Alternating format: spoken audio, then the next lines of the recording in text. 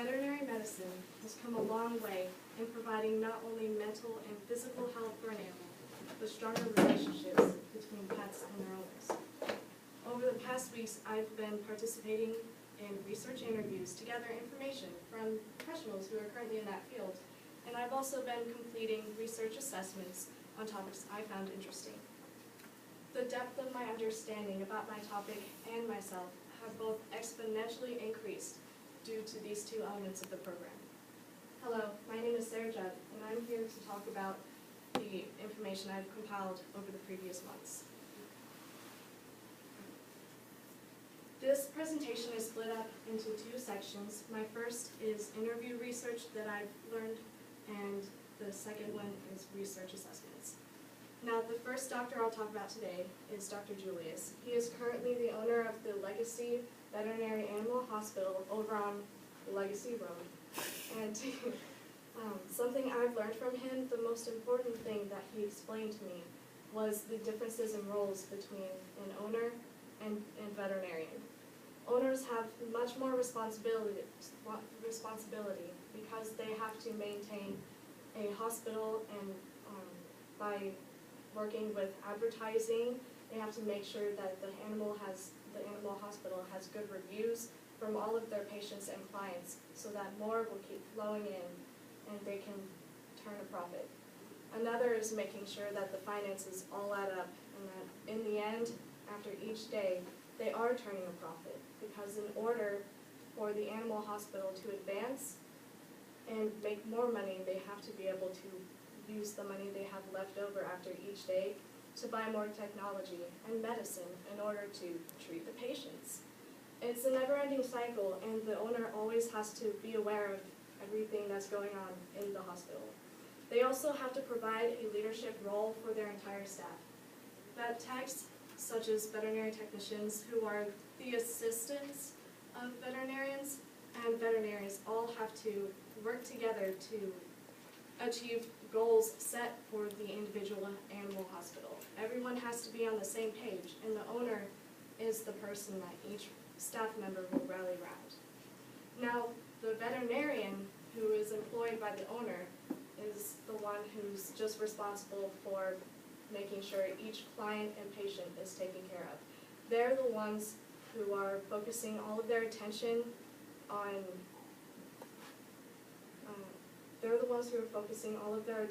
on treating that patient and making sure that the owner is informed on what's going on with their pet. If you can flip it, please. The second doctor I'll talk about today is Dr. Dean. He is also an owner of the Mustang Veterinary Surgical Hospital over in Denton.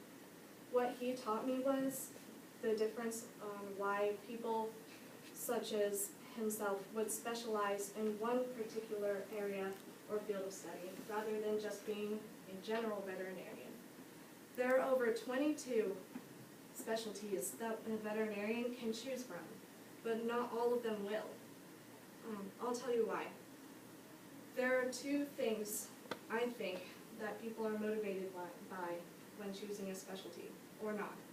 One is money. Money shouldn't be a big factor, like Larry said earlier, but it is when people are trying to pay off their student loans from graduate and undergraduate school. On average, veterinarians who choose a specialty, such as nutrition, will receive a higher salary. Nutritionists, who are the veterinarians who make sure the diets for animals make them healthy and have a better quality of life, receive over $200,000 a year. But there are those specialties out there, such as behavioralists, who will only receive $50,000 a year. So there are those specialties who break the scale because general veterinarians usually make around $90,000. It just depends on which area of specialty people will decide to do. Behavioralists and nutritionists I've covered. Preventative medicine is ensuring that diseases don't cross over from animals to humans into the community. Surgery is pretty self-explanatory, and that was the specialty that Dr. Dean had achieved. Veterinary practitioners are those veterinarians who only on one animal, such as birds or pigs. Another thing I've learned from Dr. Dean was that specialties require a lot of attention and a lot of focus and a lot of determination. To achieve a specialty and to become board certified, one has to undergo 1 year of internship and 3 or 4 years of residency. After all of those, they have to take a state or national exam passed, and they have to pass that. And it's a lot of work, and not a lot of people are cut out to achieve a specialty, but the payoff is greater than anything else would be. Dr. Hunter is the last doctor I'll talk about today. She works over at Lazy Paws Animal Hospital over on Parkwood by the police department. One thing that she highlighted throughout the entire interview was why people should join organizations.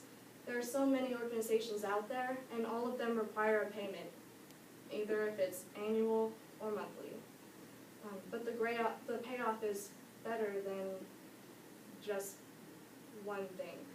Organizations achieve two things. One, they're the eyes and ears of the veterinarians out there. Science is an ever-evolutionizing subject, and what someone has to do is, if they're not joined in an organization, they must go out into the community and find all of the new information that comes out, whether it's technological advances or scientific advances to help the medicine side of the aspect of the subject. But organizations and associations will bring the information to you, so you don't have to go out there and spend hours and maybe even months just looking for that. Another thing is that they're able to represent you for the state, local, and even national governments. Veterinarians are the most underpaid doctors out there, and their student loans are greater than anything I've ever even seen. So they're the ones who represent the people and make sure that we're getting everything that we deserve. Now is on to the second portion. It's the research assessments. I'm just going to talk about two because they're the most interesting, involving surgery. Urolithiasis is the formation of bladder stones. They're like kidney stones, but they're bladder stones. And I love them because what happens, they're usually found in small goats because people will give their goats a diet of just grains, and the grains are full of phosphorus. And if that is the only thing that they're eating, and they're not eating grass or hay, there's too much phosphorus in their bodies, and their body tries to excrete all of the phosphorus in their waste. What happens is it will form a ball, and then it will grab other minerals, proteins, and even waste products. And the ball will become so big, it blocks the rest of the urine or the excretion waste products. So what happens is bladder stones will cause urinary tract infections, and surgeries are used to help eliminate this problem. It's so interesting to me. It sounds really wrong. Okay. To fix this, they have a multitude of different surgeries. Either one, this is a picture of a stomach, and one is inserting a tube that takes it from the ureters from the bladder, and they go into the stomach, and then they bypass a part where the bladder stone has been blocked, and it will bypass and go back, and then the goat will be able to excrete the waste. Another is just cutting the distance that the urine has to travel. And even another one is widening the ureter, or the urethra, so that the stones can pass.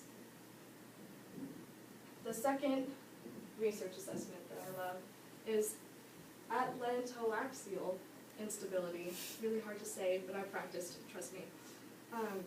Atlantoaxial instability is when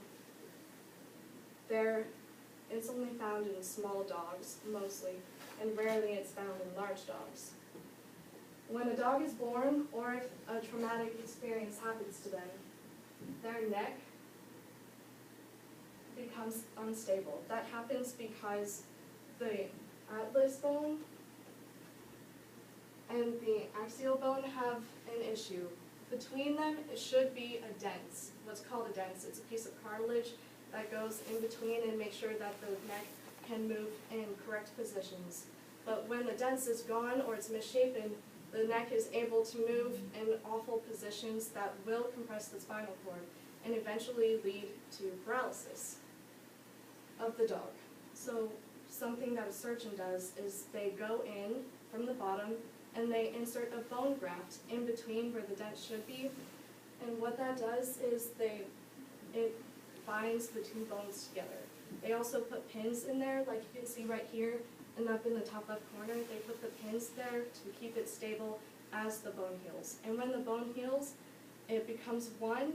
The atlas and the axial bones become one in the neck, and the neck becomes stable again and can move in the correct positions and keep the dog away from paralysis. Learning so much about veterinary medicine has allowed me to reflect on myself and what I'm capable of. Deciding whether to become an employer and an employee or to specialize or not, I'm forced to look at who I am and what would make me successful as I can be. But there are things that get in the way, such as procrastination.